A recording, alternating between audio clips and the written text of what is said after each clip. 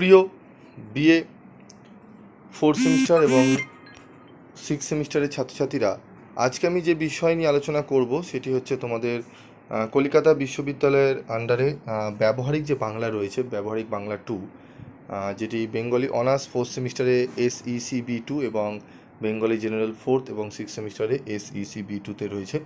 তো এই সাবজেক্ট থেকে আমি অলরেডি মডুল 1 থেকে কী কী গুরুত্বপূর্ণ প্রশ্ন তোমরা পড়বে সেগুলো আমি বলে দিয়েছিলাম, 10 এবং 5 নম্বরের, এবং 1 নম্বরের আমি তোমাদের ইয়ার ভিত্তিক কোশ্চেন আনসারের সলিউশন আমি দিয়ে দিয়েছিলাম। আশা করি তোমরা প্রত্যেকে দেখেছো। যদি এখনও পর্যন্ত না দেখে থাকো তাহলে অবশ্যই কমেন্ট বক্সে লিখে জানাবে যে স্যার আমি এখন ওই ভিডিওগুলো পাইনি।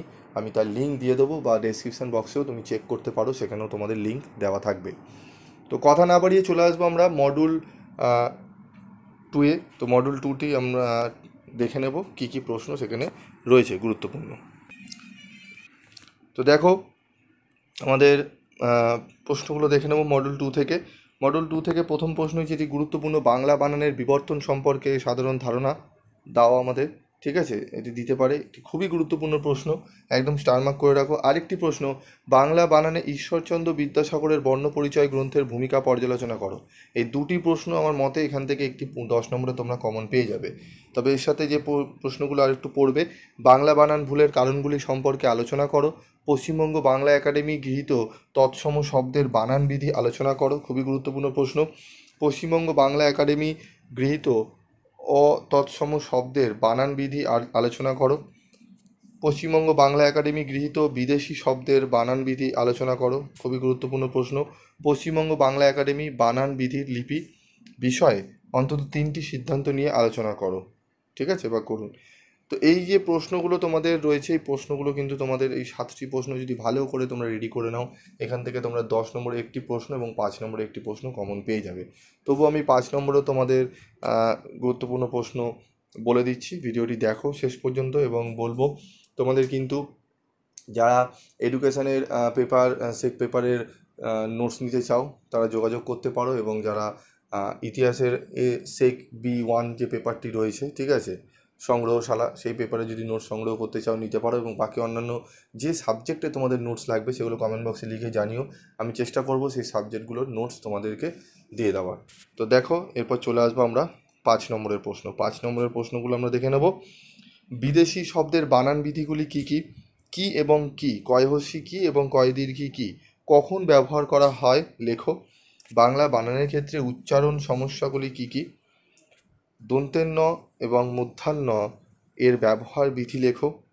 পশ্চিমবঙ্গ বাংলা একাডেমি স্বচ্ছ যুক্ত ব্যঞ্জন এর লেখ্য রূপ সম্বন্ধে কি সুপারিশ করেছে সেটি লিখতে হবে আমাদের। ঠিক আছে, চলে আসবো পরবর্তী প্রশ্ন। পরবর্তী প্রশ্নটি দেখে নেব। পশ্চিমবঙ্গ বাংলা একাডেমি মধ্যাহ্ন এবং দন্তান্ন বিষয়ে কী প্রস্তাব গ্রহণ করেছেন তা লেখো।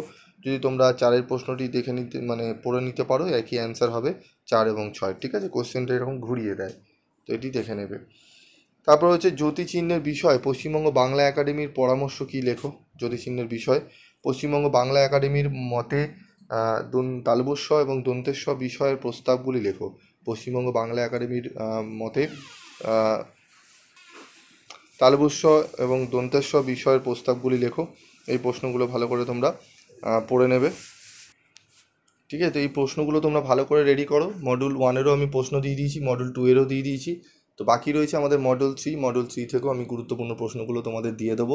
তোমরা এখন থেকে পড়তে শুরু করো, আর বেশি সময় নেই 6 সেমিস্টার স্টুডেন্টদের জন্য বলছি। 4 সেমিস্টারের হাতে এখনও সময় রয়েছে, কিন্তু 6 সেমিস্টারের হাতে অল্প খুব সময় রয়েছে। এই সময়ের মধ্যে তোমাদের কিন্তু রেডি করে নিতে হবে, এবং তোমাদের আমি বিভিন্ন সাবজেক্টের ওপর কিন্তু নোটস আমি দিচ্ছি। তোমরা 6 সেমিস্টারে দেখবে প্লে লিস্ট চেক করবে, 6 সেমিস্টারে প্লে লিস্ট করা রয়েছে, সেই 6 সেমিস্টারে প্লে লিস্ট চেক করবে। এবং যারা 4 সেমিস্টার রয়েছে তারা 4 সেমিস্টারে প্লে লিস্ট চেক করবে, সেখানে বিভিন্ন সাবজেক্টের সাজেশান, নোটস এগুলো সব দেওয়া রয়েছে, তোমরা সেখানে গিয়ে চেক করে নেবে। এবং যারা এক্সাম রিলেটেড, রেজাল্ট রিলেটেড কোনো কিছু জানতে চাও, সেগুলো তারও একটা প্লে লিস্ট করা রয়েছে, এক্সাম এবং রেজাল্ট রিলেটেড নিউজ। ঠিক আছে, এগুলো তোমরা গিয়ে সেখানে তোমাদের যা যা কোয়ারিজ রয়েছে সেই অনুযায়ী ভিডিও দেওয়া রয়েছে, তোমরা দেখে নিতে পারবে। ঠিক আছে, তো আশা করি তোমাদের ভিডিওটি ভালো লাগবে। তোমরা ভিডিওটি যদি ভালো লাগে অবশ্যই লাইক করবে এবং বন্ধুদের মধ্যে শেয়ার করে দাও। তোমাদের যারা বন্ধুবান্ধব রয়েছে, গ্রুপ রয়েছে, সেখানে শেয়ার করে দাও, যাতে সকলেই ভিডিওটি দেখে উপকার পায়। এবং তোমাদের পিভি স্টাডি ক্লাস তোমরা কবে থেকে ফলো করছো অবশ্যই তোমরা লিখে জানিও। আজকের মতো এটুকুই, দেখা হচ্ছে পরবর্তী ভিডিওতে। সকলে ভালো থেকো, সুস্থ থেকো।